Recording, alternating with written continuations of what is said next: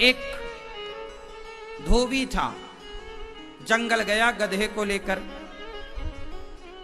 गधा चरा रहा था तो चमकता हुआ कोई पत्थर नजर आया धोबी को। तो पत्थर उठाया, बड़ा चमचम चमचम चमक रहा था। धोबी के बात समझ में आई कि यह कोई चमकीला पत्थर है। उस पत्थर से रस्सी बांधी और गले पे लटका दिया गधे के। अब वो पत्थर गधे के गले में लटका कर धोबी चला। धोबी ने गधे को नहलाया तो उसी पत्थर से घिसना स्टार्ट किया। वहां से एक जौहरी गुजरा। जौहरी की नजर पड़ी कि ये तो बहुत अनमोल हीरा है।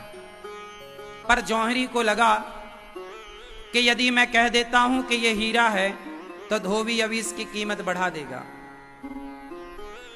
तो जौहरी ने चतुराई से कहा, क्यों भाई धोबी, ये पत्थर कितने का दिया? धोबी बोला कि पत्थर के भी पैसे दोगे क्या?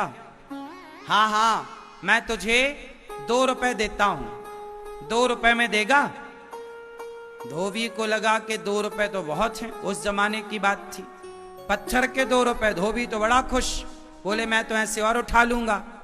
पर धोबी को कहां पता कि हर चमकने वाला हीरा नहीं है। चला, धोबी तो 2 रुपए लेके भागा, बड़ा खुश। लेकिन जौहरी के हाथ में जब वो हीरा आया तो वह हीरा टूट करके टुकड़े टुकड़े हो गया। जौहरी बोला, वाह हीरा, अभी गधे के गले में लटक रहा था तब तो टूटा नहीं, अभी गधे को साफ कर रहा था घिस घिस के तब तो टूटा नहीं, और मुझे देख करके जौहरी के हाथ में आकर के तो टुकड़े टुकड़े हो गया। तब हीरे के टुकड़े से आवाज आई, ऐ जौहरी, उस धोबी को तो पता ही नहीं था कि मेरी कीमत क्या है।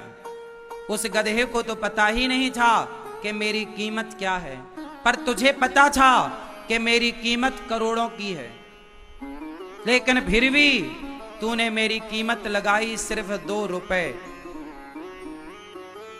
तो तुम जैसे जानकार लोग जो करोड़ों की कीमत वाले हीरे की कीमत केवल 2 रुपए लगाएंगे तो मैं तो टूट कर टुकड़े टुकड़े ही हो जाऊंगा ना।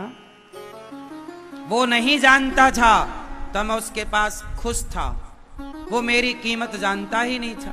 पर तुम तो जानते थे, फिर भी तुमने मेरी कीमत 2 रुपए लगाई। तो कैसे रहता मैं तुम्हारे पास? तुमने सही कीमत लगाई होती, मेरा मूल्य समझा होता तो मैं जरूर तुम्हारे साथ रहता।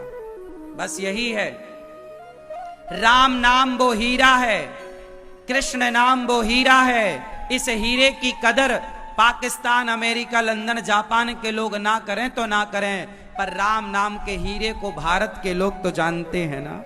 और तुम जान कर भी उस राम नाम की इज्जत ना करो, उस राम नाम को ना समझो, उस राम नाम की कदर ना करो, तो वह राम नाम का हीरा तो टूटकर टुकड़े टुकड़े हो जाएगा।